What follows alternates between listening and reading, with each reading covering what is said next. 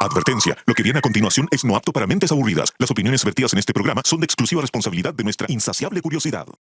Señoras y señores, porque todo en la vida tiene su ciencia. Aquí comienza All You Need Is Love. El show de ciencia y tecnología más querido del mundo. Con la conducción del periodista Iván Rimaza. ¿Cómo está? Bienvenidos a una nueva edición completamente en vivo desde el estudio 93 de Santiago TV USACH, maldita sea. Cambiamos de nombre hace poquito, así que perdónenme que estamos todavía habituando nuestras neuronas. Ustedes saben que el cerebro es elástico y con el tiempo se va adaptando a las nuevas informaciones. Así que TV USACH, Canal 50, la televisión abierta, también por Radio USACH, la 94.5 FM. Y también, si es que no nos ves en vivo, estamos en YouTube, estamos en Spotify, tenemos repeticiones también, no solamente los fines de semana por el Canal 50, la televisión abierta, sino que también a las 7:30 de la tarde, lunes a viernes, para que lo revises, incluso si estás fuera de Santiago, por la señal a lo largo de todo Chile del cable Zapping TV y también Mundo Pacífico. Oye, te hago una pregunta para que empecemos a entibiar nuestra cabeza. Ya te diste cuenta que la mía está fría, ¿no? Estoy poniéndole nombre a este canal que no lo tiene, pero bueno, para que eso no vuelva a pasar, entibiemos un poquitito la cabeza haciéndonos la siguiente pregunta. ¿Por qué nos suena la guata con el hambre? Así mismo, ¿por qué nos suena la guata con el hambre? Seguro te ha pasado. Llevas varias horas sin comer y puedes escuchar que tu estómago hace ruido. Incluso, a veces molesta un poquitito, pero ¿qué está pasando?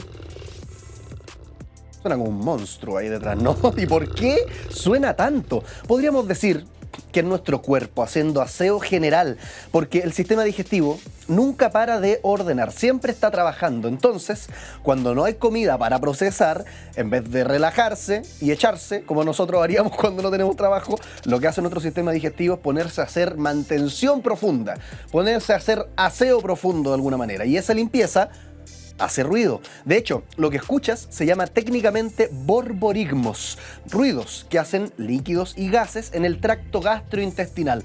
Guárdate esa palabra porque si la dice hoy día va a quedar como una persona muy interesante. Borborigmos, así se llaman los ruidos de la guata. Imagínate que tu intestino...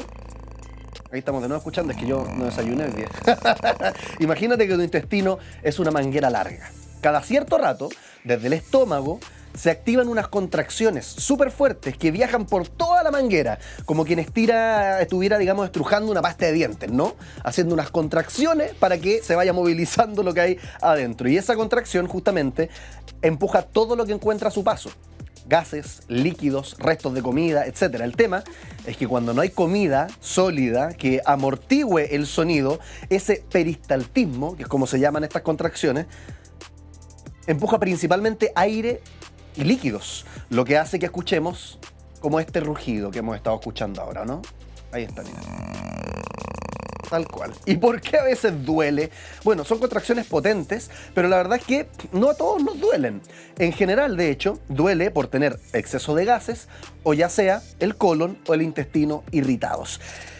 ¿Y a todos los animales les suena la guata como nosotros? Bueno, todos los mamíferos tienen, al menos los mamíferos, este sistema de limpieza intestinal. De hecho, cualquier animal que tenga tubo digestivo con peristaltismo. También los anfibios, los reptiles, pero en el mar hay varios animales a los que no les suena la guata. Las medusas, por ejemplo, las esponjas de mar, las estrellas de mar, porque o tienen un sistema digestivo muy distinto al nuestro, o incluso a veces ni siquiera tienen un sistema digestivo. Por eso, los ruidos de la guata es mejor interpretarlos como señales de que tenemos nuestro sistema digestivo en orden. Acá empieza All You Need Is Love. Te escuchamos. Esto es Conexión Cuántica.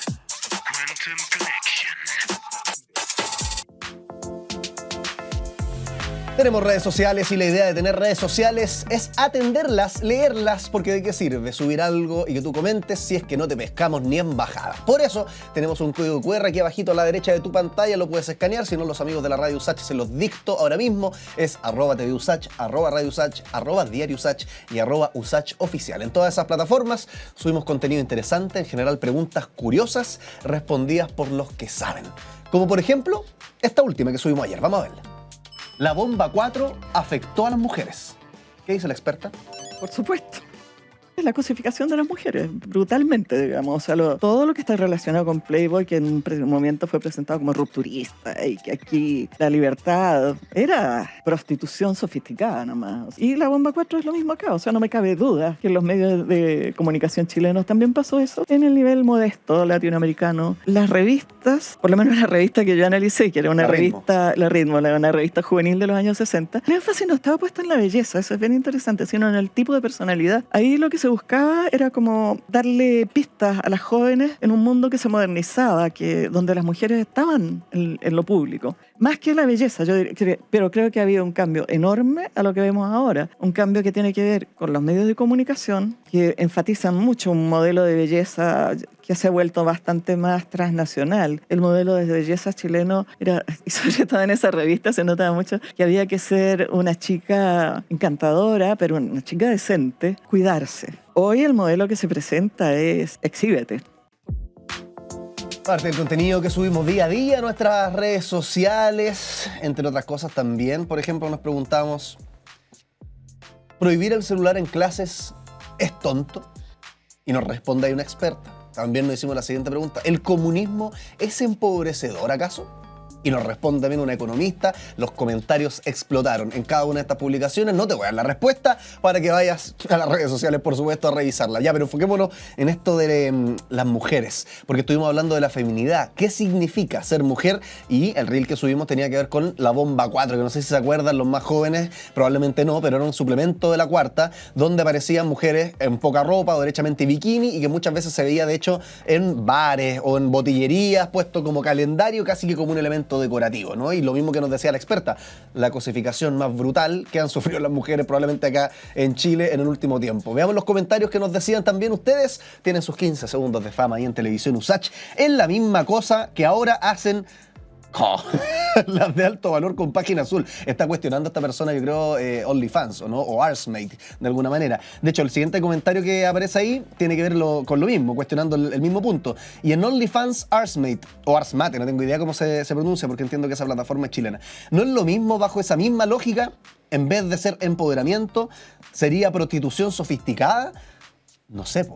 No sé, y yo no me voy a quemar frente a todo el país dando una opinión al respecto, pero ustedes lo tensionan ahí, y de hecho a la experta le podríamos haber preguntado también, como qué opina de esta evolución, y de hecho lo hizo, pueden revisar la conversación completa en YouTube o en Spotify. Ella decía que con las redes sociales hoy día, si bien no habló explícitamente de OnlyFans ni esta plataforma de contenido, dijo, con las redes sociales esto ha ido todavía empeorando más. Entonces yo me atrevería a decir que al menos lo que la experta piensa es que sí, sigue siendo la misma lógica. Ahora, todo tiene que ver acá con el querer hacerlo, ¿no? El no estar forzada. Lo que explicaba ella era que muchas veces también, en particular en Playmate o Playboy, no desconocemos el caso puntual de la Bomba 4 con la Cuarta acá, pero muchas veces las chicas Playboy, las conejitas, eran mujeres que venían de sectores vulnerables y que veían en esto una oportunidad para ganar dinero, y terminaban siendo muchas veces explotadas indirectamente, claro, porque habían contrato y uno podría decir que en el papel estaba todo, comillas, bien o en orden, ¿no?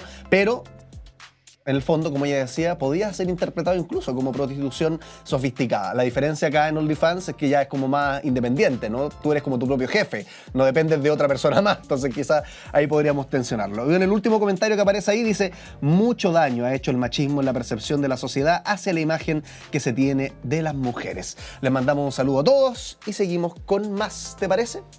All You Need Is Love. Y ahora, ¿quién podrá explicarnos?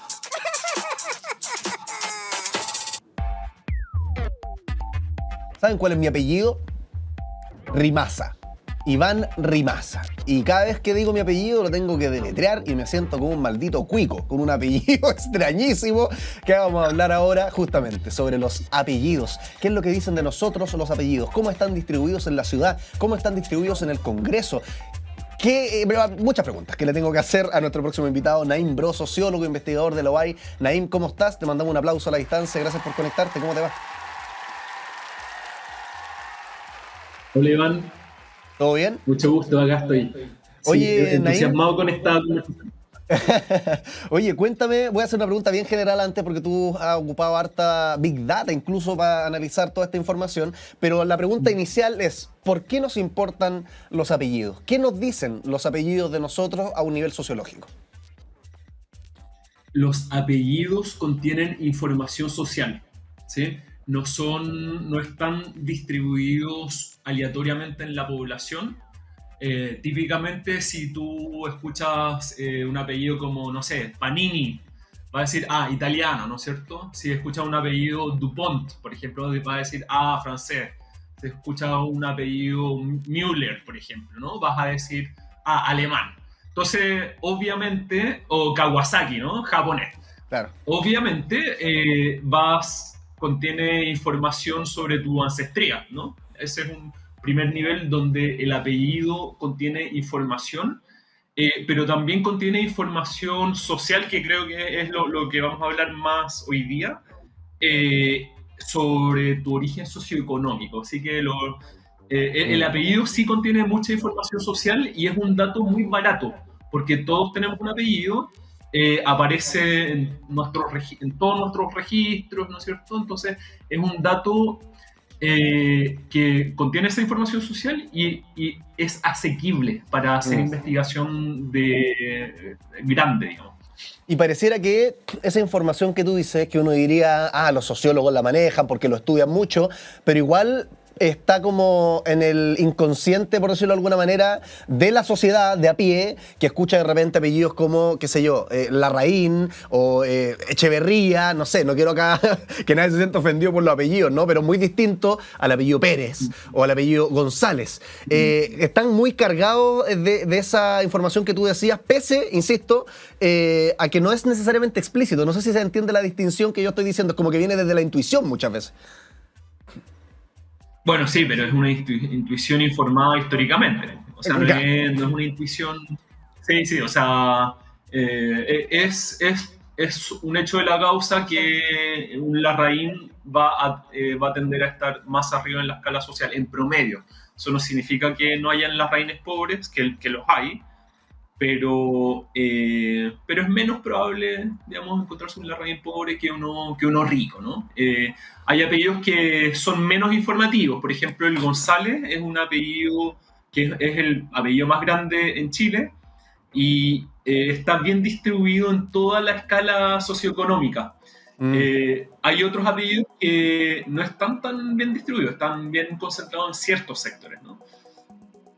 ¿Y por qué ahí si pudiéramos hacer como el paralelo, y esto que tú decías, esta intuición basada en historia, básicamente, los Larraín tienden a acceder más al poder? Yo, por ejemplo, de repente he hecho unos paseos por el Locurro, creo que se llama un cerro que está ahí como detrás del Mercurio, donde hay literalmente escudos familiares que exhiben el apellido como un valor en sí mismo, ¿no? Mientras que una persona con apellido González tiende a no acceder tanto al poder y tiende a no acceder tanto a la élite económica. ¿Qué pasa ahí en esa diferenciación? O sea, hay González ricos. Por ejemplo, el apellido más común en Vitacura es González. Ya. Hay más. La cosa es que hay más González en Maipú que en Vitacura, pero en Vitacura sigue siendo el apellido más común. Solamente para no exagerar el argumento, ¿ya? Pero sí, probabilísticamente otros apellidos son más informativos sobre el sector social de donde viene la gente que tiene esos apellidos. Sobre Larraín y otros apellidos vascos de ese tipo, es una familia que llegó en 1685. Creo que tengo la fecha exacta, si no es esa, es por ahí cerca de un pueblo que se llamaba Aranaz, en Navarra, que no es el País Vasco, pero es una parte de habla vasca en la comunidad autónoma de Navarra en España. Son parientes de los Vicuña, de los Errázuri, ¿sí? Hay otros apellidos muy chilenos a estas alturas que también vienen del mismo pueblito. Y claro, entonces son familias que tendieron a llegar las reinas específicamente en 1685, pero esta ola vasca empezó a llegar en el siglo XVIII y penetraron muy bien y se dedicaron principalmente al comercio, y era una época donde el comercio en Chile estaba creciendo. Entonces se hicieron, digamos, se compenetraron muy bien con la aristocracia castellana que existía de antes.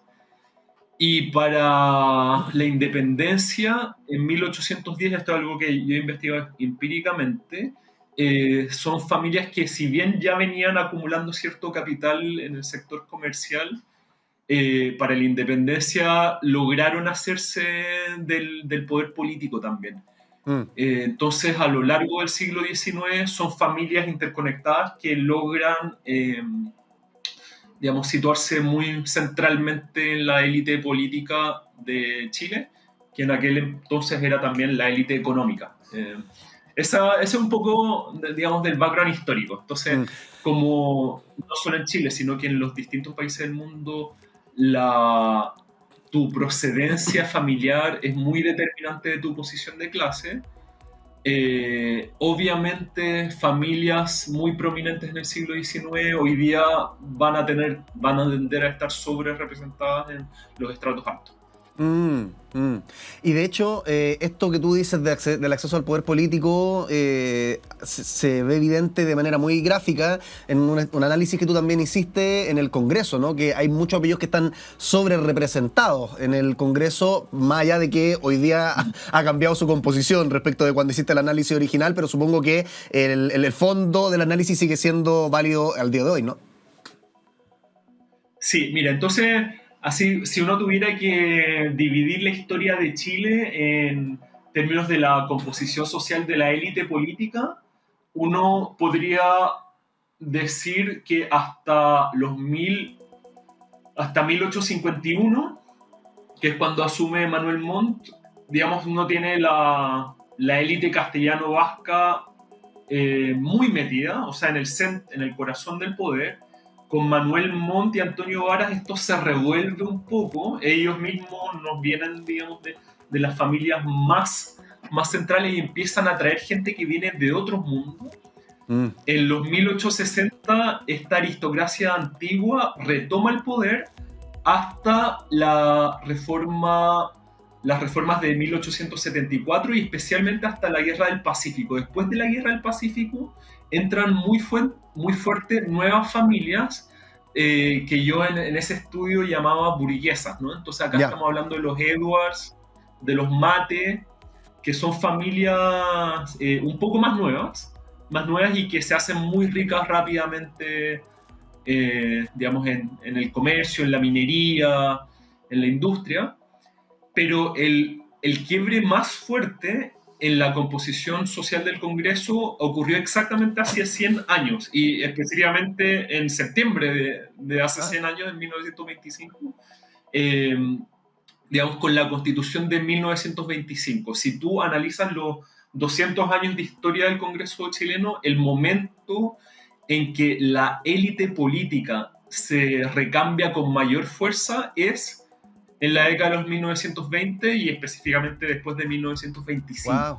Ahí sí que empiezan a entrar los González, los Pérez. Es un cambio muy, muy fuerte. Oye, Naim, y veamos como el otro lado de la moneda. En cambio, en los barrios más pobres de Santiago, ¿qué apellidos predominan? Entiendo, y acá voy a hacer como un spoiler porque he revisado parte de tu investigación, pero como que hay menos variedad de apellidos. ¿Qué significa eso y qué podría explicarlo? Sí.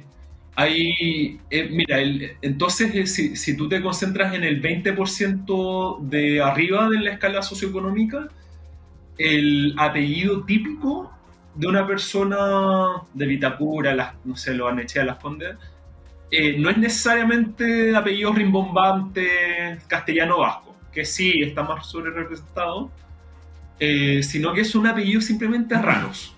Ya, infrecuentes, digamos. Que tú no habías escuchado antes, como Rimasa. No para individualizarte, pero sí, apellidos raros de Colonia, sí. ¿No? Descendientes de inmigrantes o europeos o medio orientales. Ya. Y después obviamente también están los apellidos, digamos, aristocráticos tradicionales chilenos. El 80% para abajo, ahí uno tiene mucho menos variedad de apellidos, ¿sí? Algo de variedad se da en el 20% de abajo donde hay más apellidos mapuche. Y los apellidos mapuche también son raros, en el sentido de que hay pocos, cada apellido tiene pocas personas, digamos, ¿no? Cuando digo raro no es que sea extraño, sino que tiene pocos representantes. O sea, podríamos decir que esto de vivir de Plaza Italia para arriba, Plaza Italia para abajo, tiene algo de base en la realidad. Significa algo, digamos. Sí, no, totalmente. Totalmente, y de hecho yo he hecho investigación sobre las particiones geográficas naturales de la ciudad de acuerdo a datos sociales, incluidos datos de apellido, pero también nivel socioeconómico, características estéticas de la ciudad, y Plaza Italia es un límite no solo simbólico en la ciudad, sino que también es un límite real. O sea, ahí de verdad hay un cambio en la geografía social de la ciudad. Wow. ¿Y qué pasa con los apellidos mapuches, Naim? Porque entiendo que también hay una relación con la movilidad social, como que el apellido, al estar tan cargado también de una etnia en particular, puede tener, supongo, impactos también para aquel que vive con ese apellido, ¿no? Cuéntanos como sobre ese aspecto, porque lo mencionaste como a la pasadita, pero me interesó ahí profundizar en los apellidos mapuche. Sí, ese es un paper más reciente que tengo con un colega, donde tenemos un registro, el registro civil desde 1884, que es cuando se creó el registro civil, y tenemos los dos apellidos de todas las personas inscritas en el registro civil desde 1884 hasta el presente. Entonces, uno puede, a tu apellido, yo lo puedo trazar hacia atrás bastante, 150 años para atrás, ¿no? Entonces, algo que uno puede hacer para distintos tipos de apellidos, pero para lo cual nosotros lo hicimos con los apellidos mapuche, es cuán endogámico es ese apellido. Endogamia significa juntarte con gente parecida a ti. Ya. Entonces, un apellido mapuche puede ser muy endogámico, en el sentido de que gente con ese apellido se junta siempre con gente que también tiene apellido mapuche. Ya. Ese es un apellido muy endogámico. Pero también puedes tener apellidos que son mapuches, pero que son más exogámicos. Es decir, no sé, un apellido mapuche como Colil, por ejemplo, puede históricamente estar más vinculado con González, Pérez, que no son apellidos mapuche. Entonces ese yo lo voy a considerar un apellido más exogámico, o una familia más exogámica. La pregunta que nosotros nos hicimos en ese paper es si la exogamia de tu apellido predice tu nivel socioeconómico o no, controlando por otras variables, obviamente. Sí. Digamos, un aparataje estadístico que te permita aislar el efecto solamente de la exogamia, y nosotros encontramos que sí, o sea, que la exogamia predice un nivel socioeconómico mayor que la endogamia para gente con apellidos mapuche. Es que es muy distinto. Tenemos otro paper. Es muy distinto dale. en otro apellido, ¿no? Hay otro apellido donde la endogamia tiene que ver más con la movilidad social, ¿o estoy equivocado? Porque, o sea, mi intuición me dice eso. Sí, bueno, es que en ese paper también lo hicimos para los apellidos judíos en Chile, y claro, para apellidos judíos el efecto era el contrario, o sea, más endogamia predice mayor nivel socioeconómico. Claro. Sí. Oye, Naim, ¿te habrás dado cuenta? El otro paper... Sí, dale o no. Ya, perfecto. Te habrás dado cuenta que en este programa tenemos preguntas fascinantes, pero también tenemos juegos. Como por ejemplo... ¡La ruleta! Y tenemos aquí ya arriba de mi mesón de conductor de Late Show una ruleta, porque como bien dicen los profesores, qué mejor manera de aprender que jugando. Así que cada uno de los colores de esta ruleta se corresponde con una pregunta que sería a la gente, no necesariamente sobre los apellidos, sino que también las comunas de Santiago, qué significan, qué dicen de nosotros a nivel sociológico. Entonces la idea es que cuando yo la gire y diga esta pregunta a la cámara, que seguro son puras cosas que tú dominas, Naim, la puedas responder lo mejor que puedas. ¿Te parece bien que giremos la ruleta? Ya. Démosle entonces a la cuenta de 1, 2 y 3. mientras conversamos con Naim Bro, sociólogo, investigador de la UAI, sobre nuestros apellidos, cómo se reflejan en el territorio, qué dicen también de nosotros a nivel de movilidad social y tantas otras cosas. Veamos dónde se detiene la ruleta para conversar con Naim Bro en el color verde, verde claro, para ser más precisos. ¿Qué pregunta se corresponde con el color verde claro para Naim Bro? ¿Qué es ser ñuñoíno? Responde el experto. Ñuñoíno digamos, en el sentido común, en el habla popular, es una persona de clase media alta, es decir, con ciertos privilegios, con alto capital humano, ¿sí? Es decir, que tiene educación, fue a la universidad, pero que tiende a estar más a la izquierda, pero no es una izquierda, no es cualquier izquierda, sino que es una izquierda que es muy progresista en temáticas culturales como el feminismo, como los derechos de las minorías étnicas, como el cosmopolitanismo, y está muy preocupado del medio ambiente. ¿Tiende a ser usado de forma peyorativa, sí, dirías tú, Naim?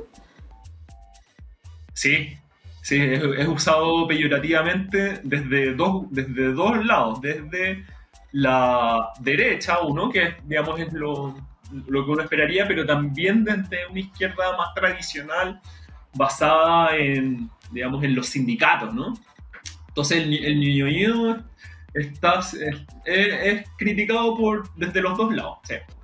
Y el fenómeno Ñuñoa, porque vi una columna súper interesante en Tercera Dosis que hablaba sobre cómo votan, cómo piensan, en la práctica, ¿se condice o es real este prejuicio, digamos? ¿La definición peyorativa de ñuñoíno se condice con la realidad? La parte peyorativa no, o sea, esa parte no, pero sí, existe un fenómeno Ñuñoa, o sea...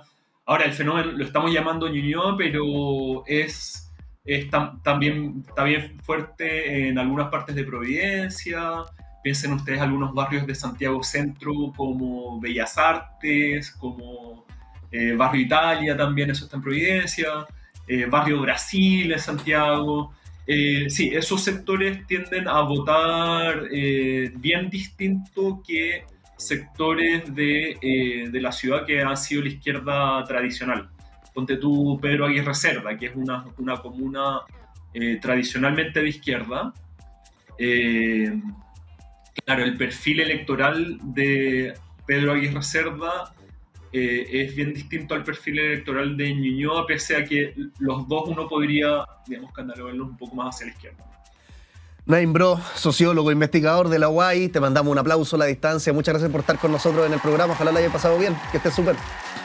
No, gracias, estuvo muy entretenido. Gracias, Iván. Chao. Seguimos con más. ¿Les parece? All You Need Is Love. La máquina del tiempo.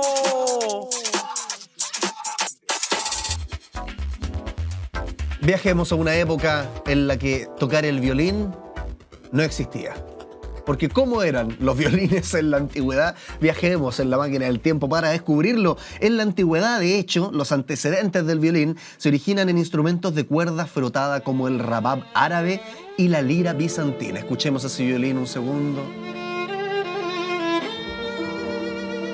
Me acordé del violín más pequeño del mundo, que tenía Don Cangrejo en Bob Esponja. Aquellos que saben de la cultura recordarán el violín más pequeño del mundo, que se tocaba con tu pulgar y con el índice solamente, frotándolo. Bueno, se origina el violín en instrumentos de cuerda frotada, como el rabab árabe y la lira bizantina, considerados ancestros de este instrumento. El erushino y otros instrumentos asiáticos influyen también en la idea de producir sonido con arco, como lo estamos viendo ahí en las pantallas de TV Usach. En Medio Oriente y en Asia se extendió el uso del arco de crin de caballo, clave para futuros instrumentos de cuerda frotada. De hecho, el concepto de caja de resonancia, que no sé si ustedes sabían, pero el violín, y lo tenemos ahí en las pantallas de TV Usach, que tiene su hoyito en la madera, esa es una caja de resonancia, al igual como la guitarra acústica tiene un gran cuerpo con un gran hoyo que hace que las cuerdas, al vibrar, su sonido se amplifique.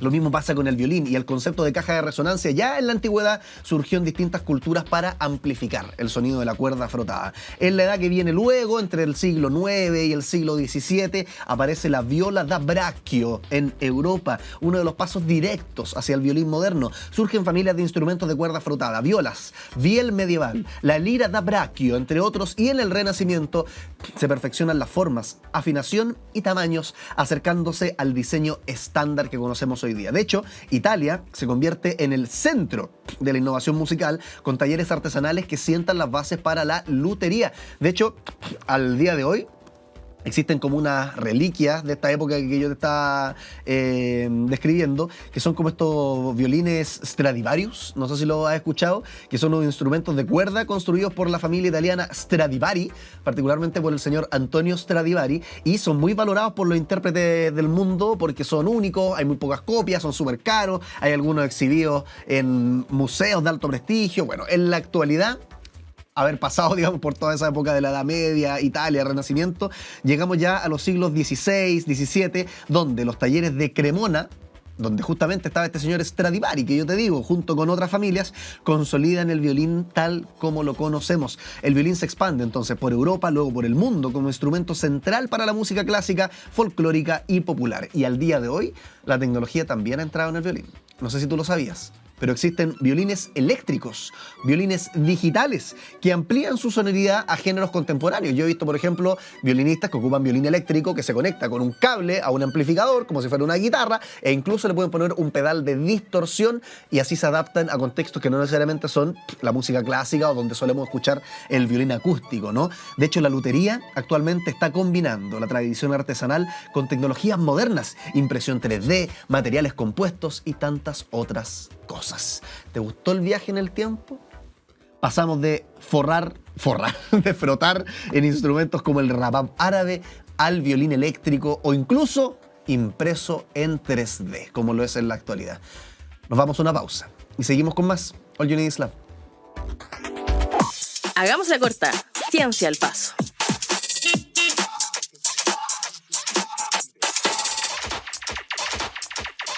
Seguimos con ciencia. Te voy a contar una noticia interesante.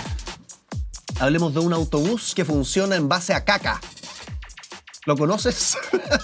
Perdón, yo soy fanático de todo aquello que no se tiene que hablar a la hora de las 11. Así que por eso, como son las 11, pero no es la hora de las 11, vamos a hablar de este autobús. Ha recorrido 14.000 kilómetros. Deja contarte la historia de este moderno autobús que literalmente funciona a base de caca humana. La ciudad española de Barcelona es pionera en este tipo de transporte que estamos viendo ahí en las pantallas de TV USACH, el que busca reducir de manera radical las emisiones de CO2. En Barcelona lleva 5 años, de hecho, circulando este autobús con combustible de ciencia ficción, biometano, que es lo que hay básicamente en los punes, en los pedos, generado a partir de aguas residuales.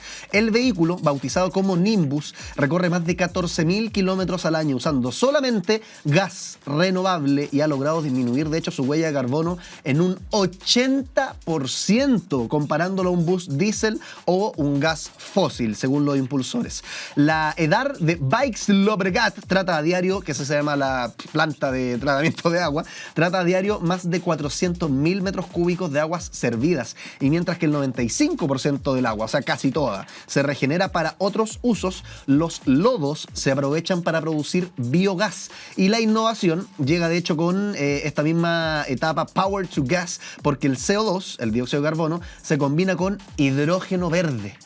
Y esa combinación del CO2 con hidrógeno verde, que viene de alguna manera también de las aguas servidas, obtiene biometano de alta pureza, apto para motores de gas natural. ¿Y por qué todo no es eléctrico? Bueno, Barcelona está impulsando la electrificación, pero en tramos periféricos se requieren gran autonomía, alta capacidad. Ahí el biometano ofrece una alternativa complementaria con reducción inmediata de emisiones. De hecho, tras estos buenos resultados, hay una iniciativa para ir escalando este asunto, una iniciativa para ampliar la producción, y el contexto empuja. El transporte supone, de hecho, más o menos un 30% del consumo energético europeo y menos del 10% de sus combustibles son renovables. Así que con este bus a base de caca se comprometen de alguna manera a luchar contra el cambio climático. Interesante como los desechos muchas veces son reutilizados. Lo hemos hablado acá, de hecho, otras veces con otros investigadores. El mismo pipí humano puede ser utilizado como fertilizante en muchas plantaciones en la agricultura nacional y se está haciendo, de hecho. Entonces, claro, suena un poco a chiste, pero la verdad es que los investigadores siempre, los científicos, están trabajando en cómo reutilizar aquello que nosotros damos por hecho, que es basura. Seguimos con más. All You Need Is Love. El que sabe, sabe. Y el que no conduce. Vamos a hablar sobre seguridad informática, datos personales, hacking, biohacking, cyborgs y tanto más, porque hay una conferencia interesantísima sobre este tema y el que manda en esa conferencia es Gabriel Bergel, hacker y CEO también de Ape Computer Security Conference. ¿Cómo estás, Gabriel? Nuestro público, un aplauso. Muy bien, ¿y tú? Muchas gracias Súper por la bien. invitación. Oye, cuéntanos de esta conferencia. Yo di ahí como unos titulares, pero ¿de qué vamos a hablar ahora en octubre? Es el 2 y el 3 de octubre, para que la gente se motive. Sí, el 2 y 3 de octubre en Corp Artes nos cambiamos de casa. Ah, espectacular. Estuvimos siempre en el Teatro de Arte Normandí, Cine de Arte Normandí, que era nuestra casa porque fue el lugar más hacker, antiguo y oscuro que encontramos.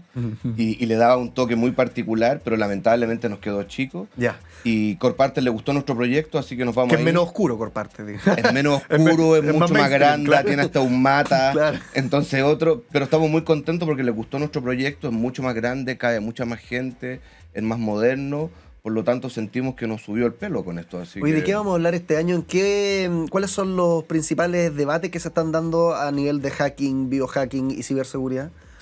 tenemos una charla super power de una de nuestras keynote. Viene la directora de ciberseguridad de la Fundación Frontera Electrónica, que en definitiva se dedica a defender a periodistas y a mujeres cuando existe abuso contra ellos o restricción de noticias y ese tipo de cosas. Ella viene a hablar de ciberfascismo y cómo en definitiva el ciberfascismo puede afectar una elección, puede afectar el pensamiento de las personas. Nosotros lo vemos mucho hoy en día como el uso indiscriminado de bots en ciertas campañas para ciertos grupos políticos hace que sea la herramienta principal para ganar nuevos adeptos. Como también muchas veces se ha roto la privacidad también por parte de las compañías vendiendo información que no tenían que vender, justamente con fines de elecciones. Entonces, ella es una de nuestras keynote, la otra de las keynote es Leslie de Mitre, que Mitre es una empresa que ha definido marcos para protección, pero basado en el adversario. Las técnicas que ocupan los adversarios. Es como que si lo lleváramos a un mundo más normal. Como contrainteligencia. Claro. O sea, si nosotros aprendemos las técnicas de los ladrones, por ejemplo, podríamos aprender a evitar mejor robos. Ya. Que nunca se van a acabar.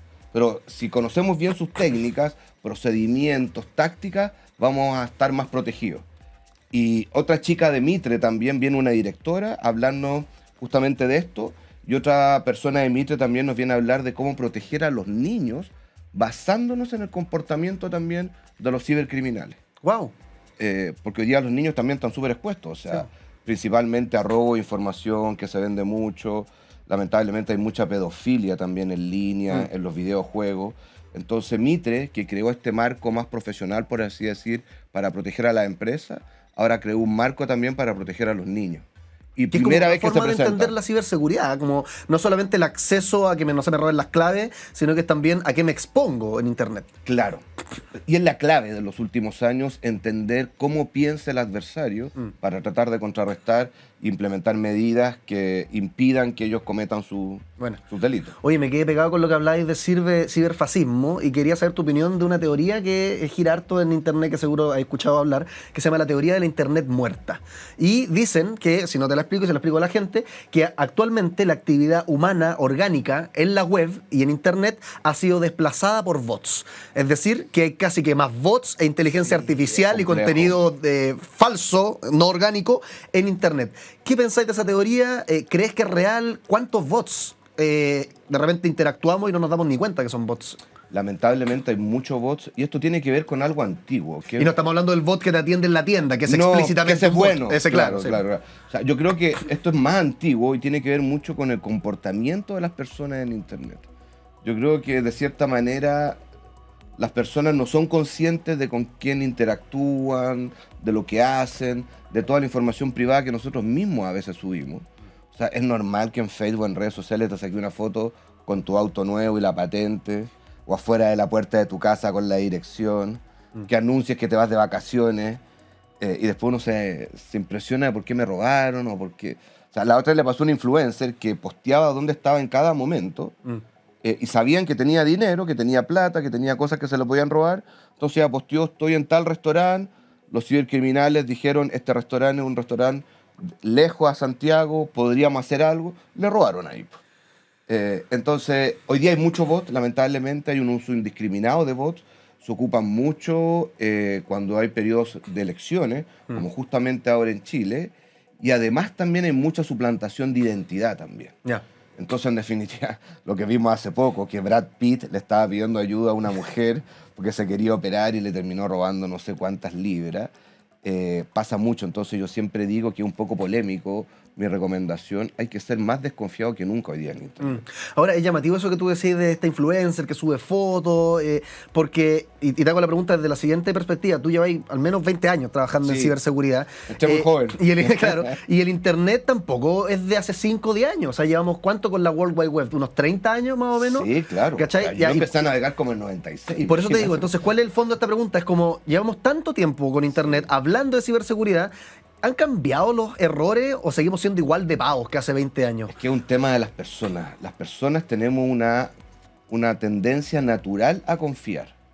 Sea que nos viene a pedir dinero, tú primero vas a tratar de darle dinero. Ni siquiera pensar en por qué te lo está pidiendo, si es una persona buena, mala. Y pasa lo mismo en Internet, en redes sociales.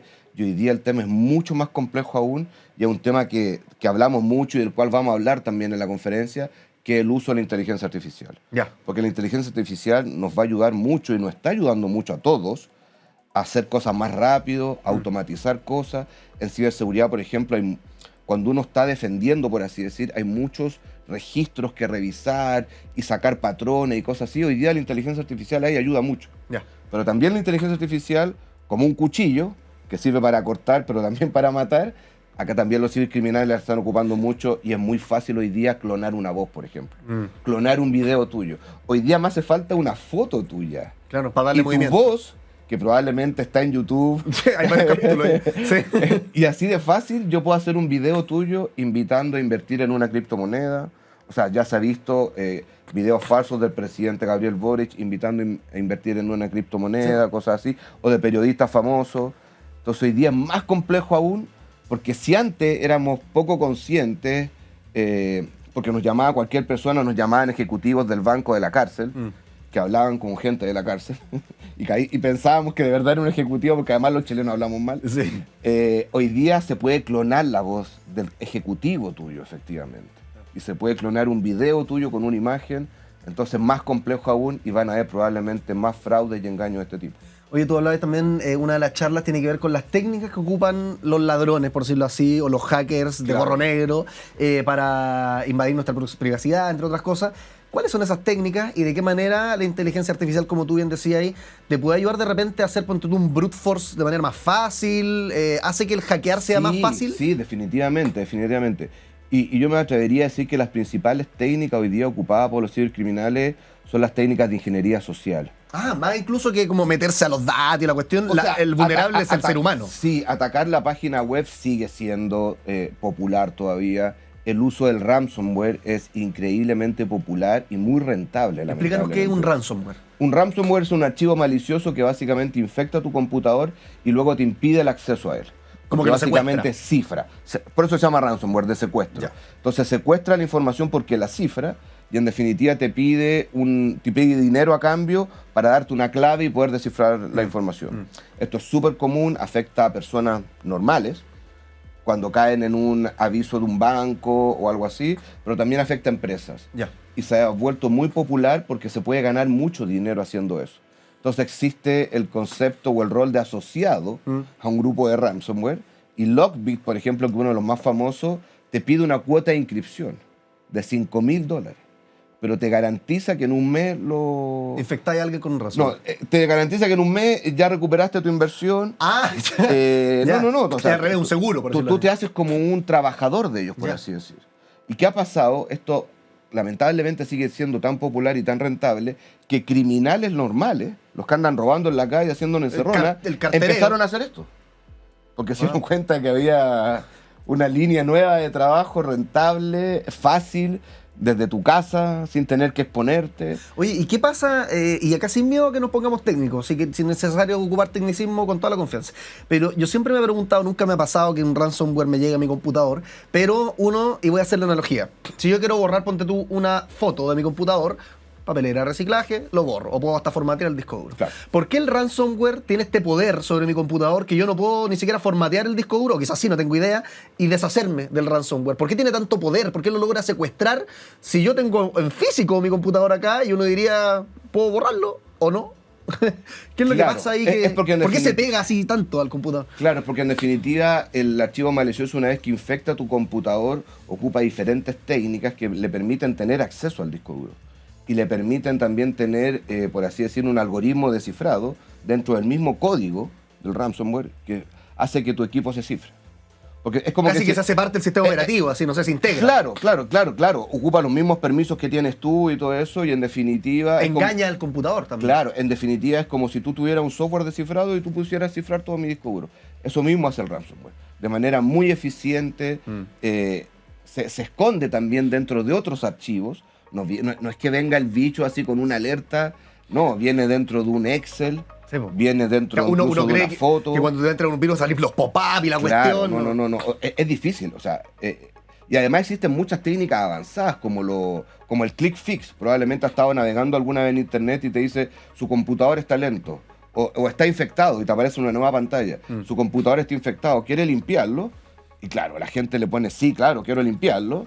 Y bueno, ahí te acabáis de infectar. O sea, tenéis que ejecutar algo que te muestren o bajar algo para poder infectar. Eso tampoco es magia. No es que yo visite un sitio web y me infecté. No. Tengo que bajar algún archivo o ejecutar algo en el navegador. Y ahí se va a infectar mi computador. Oye, Gabriel, tú te habrás dado cuenta, no es primera vez que estás en este programa, pero aquí se hacen preguntas fascinantes y también tenemos juegos. ¿Te acuerdas? Me encanta. ¿Te acuerdas? Entonces vamos a ir, por ejemplo, con este. La pecera. Tenemos aquí la pecera llena de papelitos y cada uno de estos papelitos es una frase reduccionista, provocadora, que nosotros le llamamos factos. Entonces yo voy a leer esta frase a la cámara, si es verdad, profundizas, si es mentira, lo matizas. ¿Te parece? Vale, me parece. Sacamos un papelito entonces para conversar con Gabriel Berger, el CEO de 8.8 Computer Security Conference, que va a ser el 2 y el 3 de octubre en Corpartes, para que lo anotes y vayas a aprender más de seguridad informática, hacking y tantas otras cosas. Veamos qué es lo que nos dice la pecera. Cualquiera puede ser un cyborg. ¿Qué dice el experto? Sí, cualquiera puede ser un cyborg. Y si hablamos de cyborg, como la conexión entre la máquina y la persona, y esto es bajo el concepto del biohacking. Y yo digo cualquiera puede ser un cyborg porque de hecho yo soy una especie de cyborg. En teoría soy como uno de los primeros de Chile. Yo tengo 2 implantes en mis manos. Tengo un chip acá y uno acá. Acá tengo un RFID, que es como el típico chip de control de acceso. Cuando uno va entrando a una oficina y tiene que poner su tarjeta. Como que fuera una VIP. Claro, como una VIP, pero la VIP es NFC, que es el que tengo acá. Acá tengo NFC. Siempre tuve como proyecto tratar de hacer algo con la VIP y no me dio el tiempo. Entonces acá tengo un NFC que básicamente si alguien pone el celular arriba de mi mano lo va a llevar a la página 88, no tiene ninguna ciencia. Hagamos el experimento. Podría hacer algo mejor. Nos tengo el celular cargando en la oficina. Y acá tengo un RFID. Y con este entro al condominio de mi casa. Siempre se me perdía la tarjeta de acceso, las niñas jugaban con la tarjeta de acceso, mis hijas, se te podía romper, te la podían robar. En cambio ahora, claro, no es tan fácil robarme la mano, tendrían que cortármela. No se me va a perder la mano tampoco. Mis hijas no juegan con la mano. Así que, en definitiva, subí el nivel de seguridad y en mi caso también es mucho más simple porque no necesito la tarjeta, solo hacer con mi mano. Y eso ya es un cyborg. Y no duele ni molesta, o sea, está acostumbrado. No duele ni molesta, estoy acostumbrado. Se pueden poner cosas más tontas y cool, como ponerse un imán en la punta del dedo y hacer que un clip se te cuelgue. Lo tengo como proyecto, no lo he hecho tampoco. Entonces, eso ya te hace un cyborg. Ahora, en un mundo más científico, hablando de salud, por ejemplo, hoy día existen bombas de insulina automatizadas que también te las ponen, existen anticonceptivos que también hacen lo mismo, y todo esto tiene cierta tecnología o nanotecnología, y eso ya te convierte en un cyborg. Explícanos el concepto de biohacking y cómo se relaciona con esto. El biohacking es ocupar nuestro cuerpo para hacer, de cierta manera, investigaciones. Y tratar de conectar nuestro cuerpo a un computador o tener un chip. Y en definitiva esto hace que tengamos más capacidades que un ser humano normal. De hecho existen algunos ejemplos muy claros. como el de Neil Harbison, que tiene una cámara conectada a su cerebro, porque él era daltónico. Es uno de los biohacking más extremos, porque en definitiva se puso una cámara conectada a su cerebro, o sea, tuvieron que romper su cráneo y todo eso, y él hoy día ve un rango de colores más amplio que ve una persona normal. Wow. Pasó del daltonismo a ver más, claro, incluso. Claro. Hay otra persona que perdió su ojo en un accidente y se puso una cámara web ahí. Oye, ¿y todo esto es como en un garage me implanta esta Tal cuestión cual. o hay profesionales que lo hacen? No, sigue siendo muy de garage, por eso que sigue siendo un poco algo que se hace fuera de la norma, por así decir. De hecho, si yo quisiera sacarme este implante, probablemente tendría que ir a una clínica y estarían súper complicados en cómo hacérmelo, porque es muy similar a lo que le ponen a los perros o a los gatos. Es muy similar. Es como un grano de arroz un poquito más grande que en definitiva te lo incrustan dentro de la piel, como un piercing, por así decir. Es una aguja también que tiene un diámetro. Pero no lo detectan los aeropuertos ni nada, que es la típica pregunta que te dicen. Entonces, existen muchos tipos de biohacking. El biohacking está ayudando mucho en la medicina.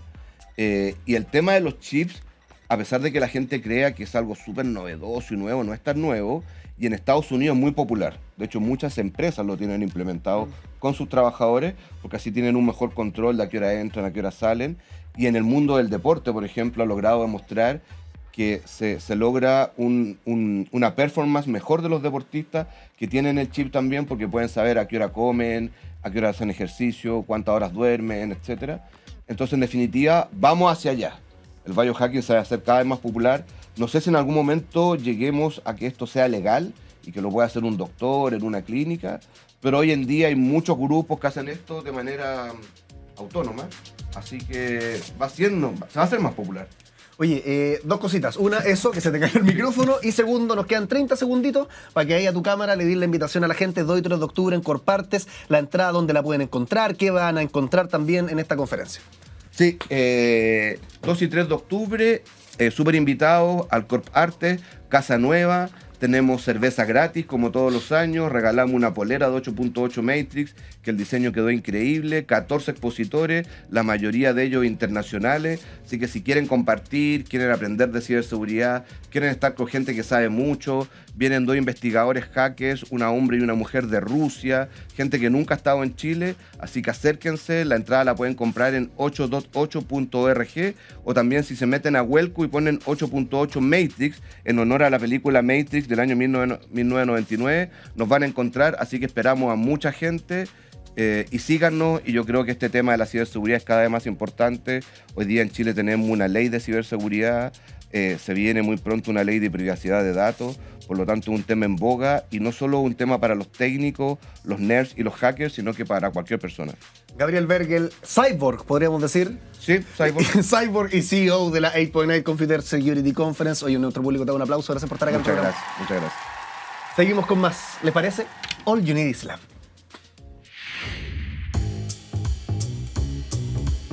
Muchas cosas hablamos hoy día. ¿Por qué nos suena la guata con el hambre, por ejemplo? La respuesta la puedes ver si es que te vas a ver el capítulo completo de YouTube, Spotify. También hablamos con un sociólogo sobre nuestros apellidos. ¿Cómo están repartidos en la ciudad? ¿Cuáles son los apellidos más cuicos? ¿Cómo son en las comunas pobres? ¿Qué dicen de nosotros los apellidos en el Congreso también? ¿Qué apellidos predominan? Y recién estábamos hablando sobre ciberseguridad y esta conferencia de ciberseguridad también que va a ser el 2 y el 3 de octubre en Corpartes. Un programa variado como siempre. Nos encontramos en la próxima, a las 11 de la mañana, completamente en vivo, por TV USACH, Canal 50 de la televisión abierta, y por Radio USACH, la 94.5 FM. Que estén muy bien.